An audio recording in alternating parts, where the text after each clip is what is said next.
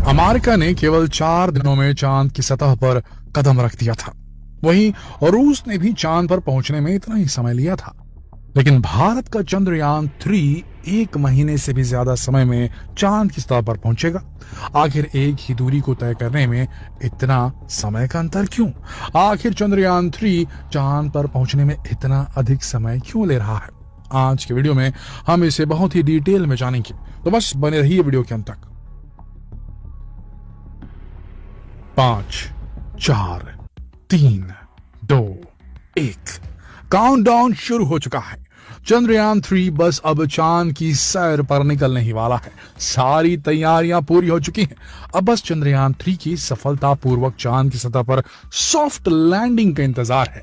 लेकिन ये इंतजार 1-2 दिन का नहीं बल्कि 1 महीने से भी ज्यादा का है, क्योंकि चंद्रयान 3 42 दिनों के लंबे सफर के बाद चांद की सतह पर उतरेगा।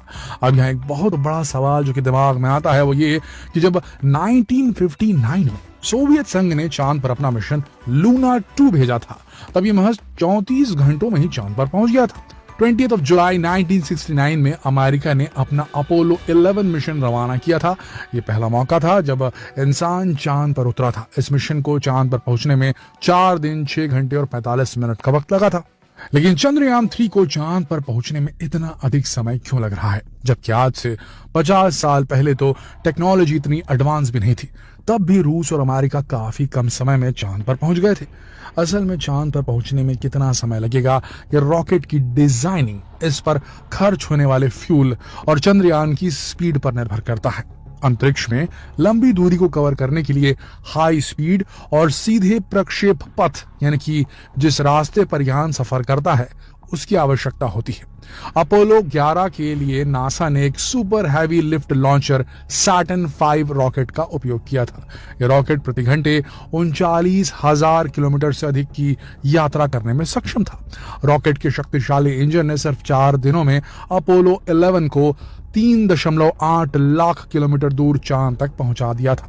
हालांकि 1969 में अपोलो मिशन के लिए नासा ने 1300 करोड़ रुपए खर्च किए थे, यानी कि आज के समय के हिसाब से 8500 करोड़ से भी ज्यादा। भारत के पास अमेरिका के नासा जितना शक्तिशाली रॉकेट नहीं है जो चंद्रयान 3 को सीधे चंद्रमा पर ले जा सके। लेकिन जैसा कि हम जानते हैं कि इसरो हमेशा से ही कम बजट में बेहतरीन काम करने के लिए जाना जाता है। इसीलिए इसरो ने पृथ्वी के गुरुत्वाकर्षण का लाभ उठाने के लिए एक दूसरे रास्ते को चुना जो चंद्रयान 3 को चंद्रमा की ओर ले जाने में मदद करेगा। चंद्रयान 3 को पृथ्वी की ऑर्बिट से बाहर ले जाने के लिए LVM-3 रॉकेट को चुना गया। LVM-3 रॉकेट 640 टन से अधिक वजन उठा सकता है। वहीं इसकी पेलोड क्षमता 4000 किलो से अधिक है। इसकी लंबाई 43.5 मीटर है। पहले इसका नाम GSLV Mark 3 था, लेकिन अब इसका नाम बदलकर LVM-3 कर दिया गया है। और ये वही रॉकेट है जो कि चंद्रयान 2 को भी चांद तक लेकर गया था। सबसे इंपॉर्टेंट बात कि भारत के चंद्रयान का बजट केवल 600 करोड़ है, यानी कि नासा के मिशन मून के आधे से भी कम। और तो और कई फिल्म्स का बजट भी इससे ज्यादा होता है। और हॉलीवुड का ही क्या, भारत के आदि पुरुष मूवी का बजट भी 600 करोड़ से ज्यादा था। चांद पर पहुंचने में कितना समय लगेगा, यह इस बात पर निर्भर करता है कि रॉकेट किस तरह का है और उसके साथ साथ उसको ऊर्जा देने के लिए इस्तेमाल होने वाले फ्यूल के प्रकार और मात्रा का भी इस पर काफी असर पड़ता है। इन सब फैक्ट को दिमाग में रखकर ही चांद पर जाने वाले रूट को तय किया जाता है। जितने कम दिनों में चांद पर पहुंचना है, उतना ज्यादा फ्यूल जलेगा और उतना ही ज्यादा खर्च भी आएगा। जैसे कि भारत के चांद मिशन में जिस LVM-3 रॉकेट का इस्तेमाल हो रहा है, वो पहली बार इंसान को चांद पर ले जाने वाली रॉकेट सैटर्न 5 के मुकाबले बेहद कम पावरफुल है, लेकिन इस पर खर्च भी काफी कम आया है। अब चलिए आपको ये भी बता देते हैं कि कम पावर में ही चंद्रयान 3 चांद तक पहुंचेगा कैसे। कम शक्तिशाली और छोटे रॉकेट चांद तक पहुंचने के लिए चांद और पृथ्वी दोनों के गुरुत्वाकर्षणीय खिंचाव का इस्तेमाल करते हैं। इस वजह से उनका ज्यादातर समय इन दोनों की परिक्रमा करने में बीत जाता है। इसमें ईंधन बेहद कम खर्च होता है। चंद्रयान 3 भी इसी तरह चांद पर पहुंचेगा और यही वजह है कि इसको चांद पर उतरने में करीब 42 दिन का समय लग जाएगा। इसरो चीफ ने बताया कि चांद तक जाने में तो सिर्फ 5 दिन लगेंगे।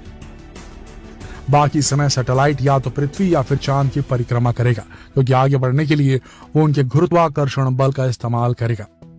दोस्तों, अब तो आप समझ ही गए होंगे कि हमारा चंद्रयान 3 1 महीने से भी अधिक समय में चांद पर क्यों पहुंचेगा। अच्छा, ये तो हुई चंद्रयान की बात, पर सोचिए कि आगे आपसे कहा जाए कि आपको अपनी कार से चांद पर जाना है, तो आपने कभी सोचा है कि इसमें कितना वक्त लगेगा? इसका जवाब है कि अगर आप 100 किलोमीटर प्रति घंटे की चाल से चलते रहे तो आपको करीब 5.5 महीने चांद तक पहुंचने में लग जाएंगे। तो क्या आप जाना चाहेंगे कार से चांद की लॉन्ग ड्राइव पर? खैर, ये ट्रिविया छोड़िए, आगे बढ़ते हैं। चंद्रयान 3 14 जुलाई को दोपहर 2:35 पर श्रीहरिकोटा केंद्र से उड़ान भरेगा, यानी कि आज। और अगर सब कुछ योजना के अनुसार हुआ तो 23 या 24 अगस्त को चंद्रमा पर उतरेगा। चंद्रयान 3 चंद्रमा के उस हिस्से पर लैंड करेगा जिसे डार्क साइड ऑफ मून कहते हैं। ऐसा इसलिए क्योंकि यह हिस्सा पृथ्वी के सामने नहीं आता। अच्छा, चलिए आपको अब यह भी बता देते हैं कि चंद्रयान 3 को भेजने के पीछे भारत का मकसद क्या है। इस मिशन का सबसे पहला मकसद चंद्रमा की सतह पर सुरक्षित और सॉफ्ट लैंडिंग करना है, ताकि हम दुनिया में अपने आप को साबित कर सके। चंद्रयान 3 का प्रज्ञान रोवर चांद की सतह की जानकारी जुटाने के साथ ही वहां कई तरह से साइंटिफिक एक्सपेरिमेंट करेगा। इस मिशन का सबसे खास मकसद चांद के साउथ पोल को एक्सप्लोर करना है, क्योंकि ये वही जगह है जहां के कुछ गहरे क्रेटर्स में चंद्रयान 1 ने पानी की खोज की थी, और चंद्रयान 2 भी इसी जगह लैंडिंग की कोशिश करने में नाकाम हुआ था। इसीलिए अब यह मिशन भारत के लिए खुद को साबित करने का मिशन बन चुका है, जिसके लिए भारत ने पूरी तैयारी भी की है। यह मिशन भारत को अमेरिका, रूस और चीन के बाद चंद्रमा पर सॉफ्ट लैंडिंग कराने वाला दुनिया का चौथा देश बना देगा, और भारत रच देगा एक बड़ा इतिहास।